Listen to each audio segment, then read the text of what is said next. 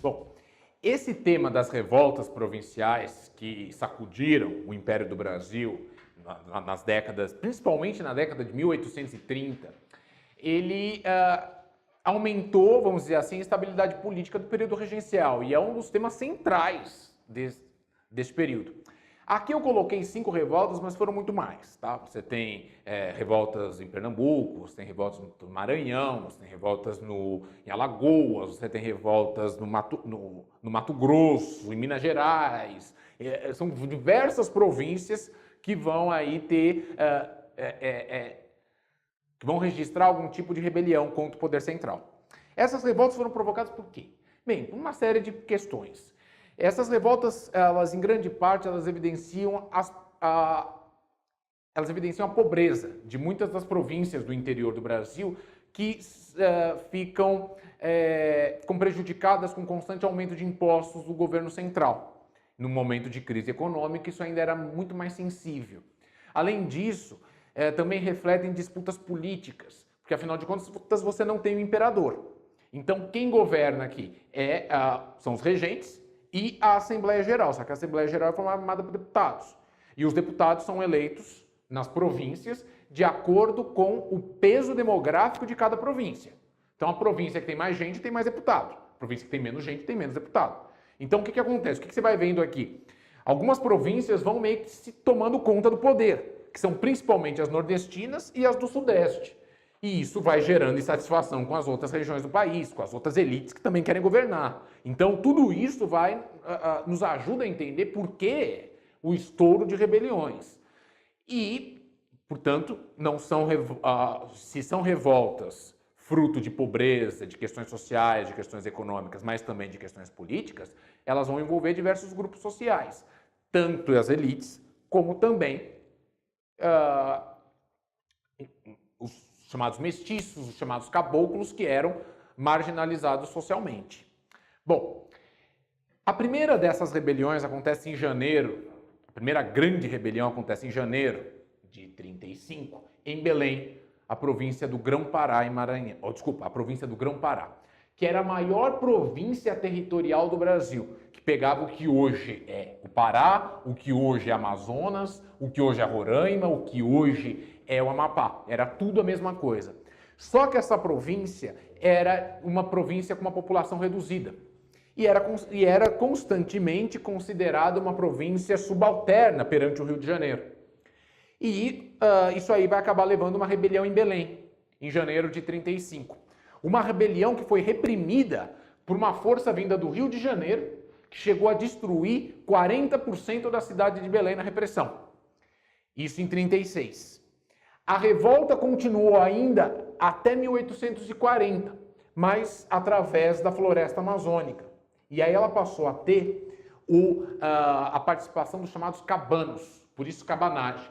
Os cabanos eram moradores de cabanas da floresta amazônica. E essa rebelião demorou até 40 para ser totalmente sufocada. E foi uma guerra civil no norte do país. Em janeiro, ainda em janeiro de 35, ocorre uma revolta de escravos em Salvador, a maior revolta de escravos da história do Brasil, a revolta dos malês. Malês eram negros de origem muçulmana, que pretenderam fazer uma rebelião em Salvador, matar a população branca e assumir o controle e talvez criar uma república islâmica na Bahia. E a revolta foi reprimida pela Guarda Nacional. E muitos, cerca de 500 escravos ou ex-escravos foram mortos e outros foram deportados, mandados de volta para a África. Mas a rebelião mais conhecida, a que causou maiores traumas, talvez, ocorre no Rio Grande do Sul. No Rio Grande do Sul existe uma elite, os estancieiros, que são os criadores do gado, os produtores do charque, do couro. O charque, na época, é uma comida para os escravos. E o Rio Grande do Sul é o maior produtor dele. Só que tem um problema. A demanda por charque é muito grande e o Rio Grande do Sul não consegue atender o país inteiro. Sendo assim, o governo do Rio de Janeiro autoriza a compra do charque do Uruguai e da Argentina, concorrentes do Rio Grande do Sul. E, ainda por cima, aumenta os impostos sobre todo o Brasil e sobre o Rio Grande do Sul, lógico. Os estancieiros se sentem prejudicados e lesados com a política do Rio de Janeiro. E vamos lembrar que o Rio Grande do Sul, geograficamente, está muito próximo das repúblicas do Prata, o Uruguai e aquela que eu comentei em um dos vídeos passados com vocês, que deu origem à Argentina, a República das Províncias Unidas da Argentina, que na época continuava com conflitos entre Buenos Aires e o restante das províncias, que a Argentina teve dificuldade para a formação de um Estado nacional centralizado. Esta área que envolve o Rio Grande do Sul, Uruguai e as províncias da Argentina, era uma área conflituosa, era uma área de conflitos militares. O Rio Grande do Sul, esse território aqui, passou para a colonização portuguesa, e você sabe disso, através de conflitos militares com os espanhóis. Então é uma área militarizada, já é uma área que já começa por aí.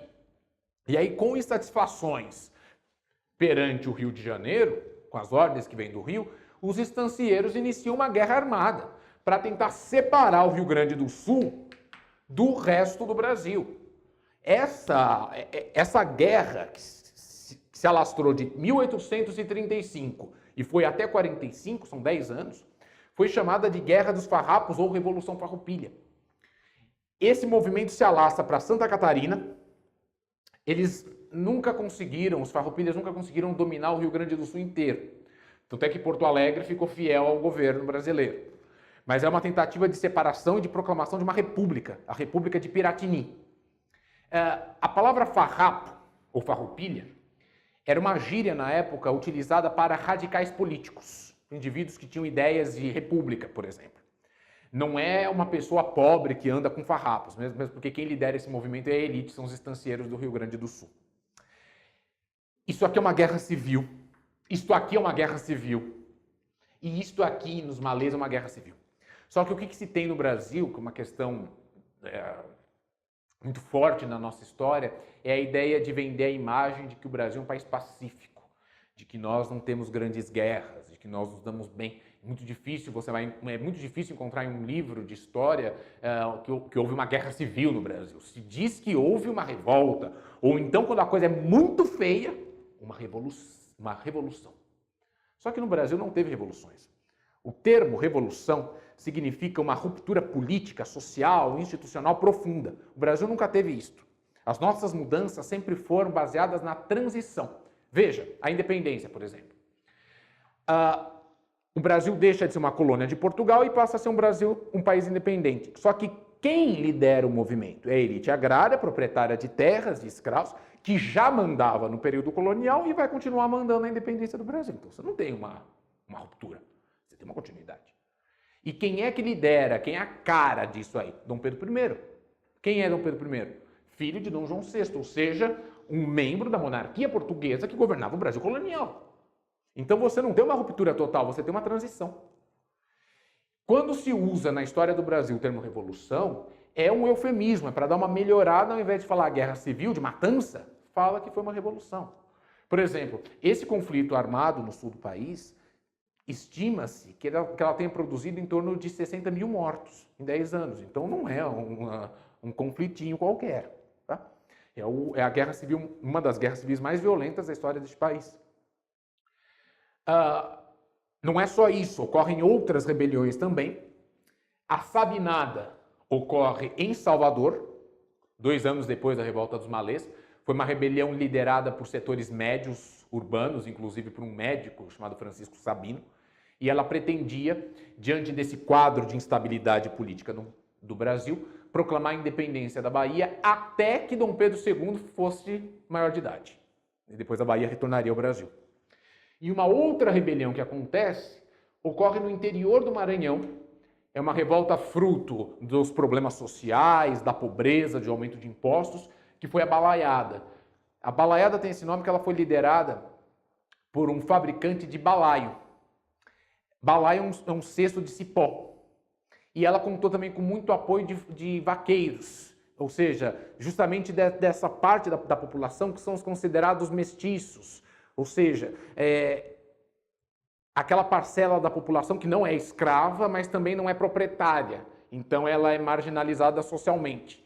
Então, essas rebeliões vão acabar também permitindo que parte dessa parcela marginalizada apareça de alguma forma. E é isso, esse é o quadro geral dessas rebeliões que acabaram ameaçando a unidade territorial. Observa que a maior parte delas conseguiu ser sufocada ainda durante o período regencial. Mas a Farroupilha se estende. O período regencial termina em 40, a Farroupilha ainda vai até 5 anos depois. E a Balaiada ainda se estende um pouquinho até 41. Mas, do contrário, as outras conseguem ser controladas antes do início do segundo reinado. Com este vídeo, eu encerro aqui o período regencial. Nós já vimos o primeiro reinado, o período regencial, cada um deles dura 18 anos. E, a partir dos nossos próximos encontros, nós vamos falar de um período muito maior, que durou muito mais tempo do que o período regencial e o primeiro reinado juntos, que é o Segundo Império, ou Segundo Reinado, que é um momento já de maior consolidação do Estado Nacional Brasileiro, de maior desenvolvimento econômico, um momento mais de organização, um momento em que nós vamos entrar no que foi chamado de pacificação, quando você não tem mais grandes revoltas internas sacudindo o poder no país. Então, se a década de 1830 foi uma década conflituosa, e em parte a década de 40 também foi, a partir dos anos 1850, a coisa começa a caminhar para uma maior estabilidade política. Bom, então até lá.